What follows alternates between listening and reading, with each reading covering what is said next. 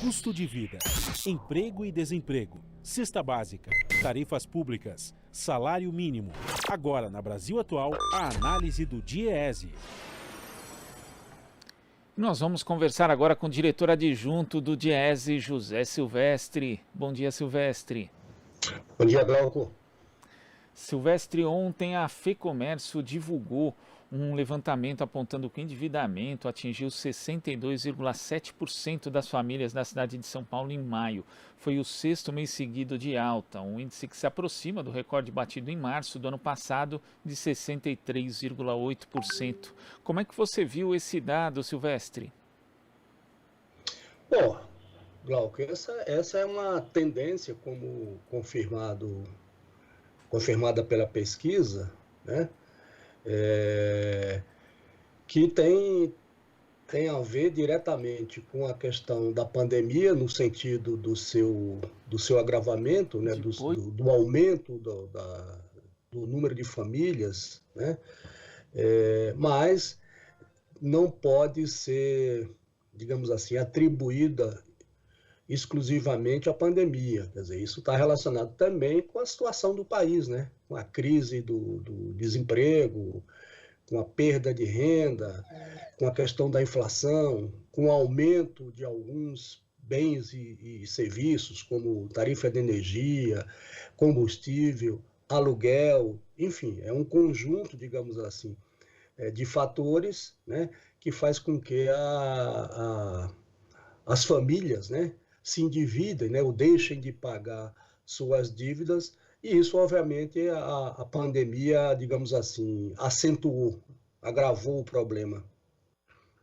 E para muitas famílias, principalmente aquelas de baixa renda, a situação ficou ainda pior, já que durante um tempo não houve o recebimento do auxílio emergencial e depois ele acabou voltando, só que num valor muito reduzido, né, em relação àquele de R$ 600 no ano passado. Então é possível, inclusive, que principalmente para essas famílias esse endividamento aumente, já que a retomada do emprego ainda não deu sinais de que vai acontecer tão cedo, Silvestre. Sim, a situação é mais grave, obviamente, nas famílias de baixa renda, né? Você tem aí também outras pesquisas, como por exemplo da Fundação Getúlio Vargas, divulgada agora em abril passado, que a maior proporção de famílias endividadas está exatamente na faixa de renda, se não me falha a memória, até R$ 2.100 ou algo parecido, né? Porque, e aí tem, digamos assim, uma influência direta, Glauco, do auxílio emergencial, ou seja, desse período que nós ficamos, né, de mais de 90 dias sem o auxílio emergencial. O ano passado a gente teve o auxílio emergencial, ele foi reduzido à metade, e agora em 2021, como é sabido, você teve esse período aí sem o auxílio. Então isso certamente, digamos assim, agravou a situação de endividamento dessas famílias, sobretudo essas famílias de baixa renda. Quer dizer, e é bom, Glauco, chamar a atenção que essa pesquisa aí da FEComércio, por exemplo, ela é apenas do município de São Paulo, né? Ou seja, são 2 milhões, cerca de 2 milhões em família só no município de São Paulo. E ainda tem o fator de que o consumo das famílias, né, o endividamento acaba inibindo esse consumo, que é um componente muito importante para a formação do PIB brasileiro e para o crescimento de qualquer economia. Então isso acaba sendo um fator limitador também para o crescimento econômico, num período aí que a gente já, desde 2015 e 2016, temos aí crescimento muito pífio, inclusive com retração em alguns momentos, né, Silvestre? Óbvio que o endividamento e, sobretudo, que é uma decorrência, né, a queda do consumo, tem uma influência direta no comportamento da economia, ou seja, do PIB, né, do Produto Interno Bruto. Assim como também os dados mostraram, né, o próprio IBGE do PIB em 2020, né, que foi graças ao auxílio emergencial,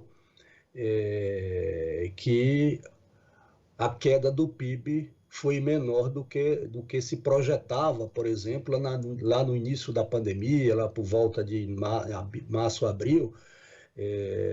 Você tinha projeções do PIB tinha projeções que apontavam aí cerca de uma queda da ordem de 10% do PIB, e ao final, né, o ano de 2020 fechou com um PIB de menos 4,1%. Então isso foi graças, em parte, ao auxílio emergencial, né? Enfim, é uma situação muito, digamos assim, delicada, né? Porque você tem, ainda que, e deve, né? São projeções também para 2021 que a economia volta a crescer, mas vai ser um crescimento que sequer recupera, né, Glauco, aquela queda do ano passado.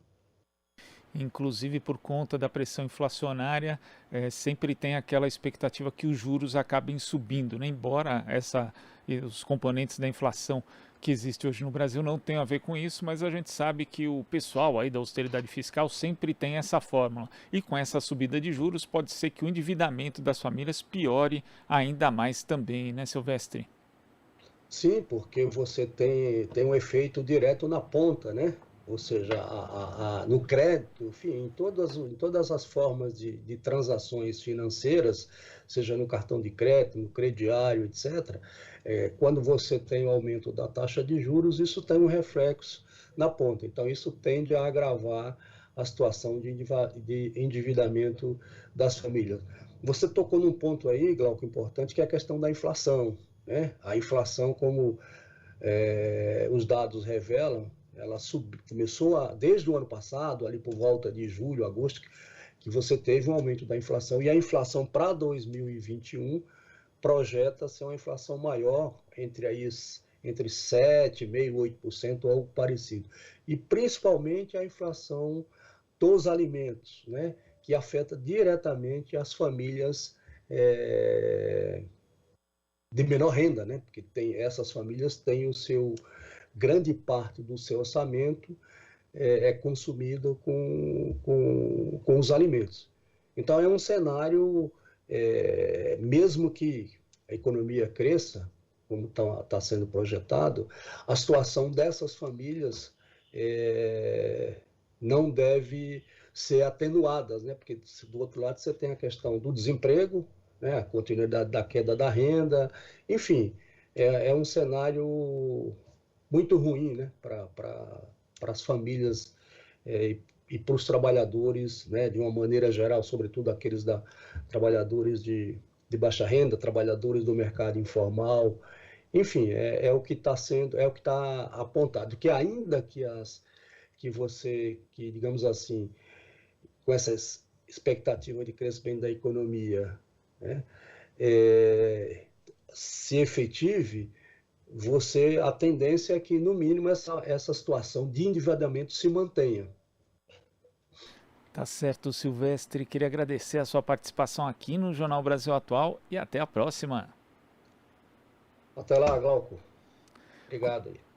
A gente que agradece. Conversamos aqui com o diretor adjunto do DIEESE, José Silvestre.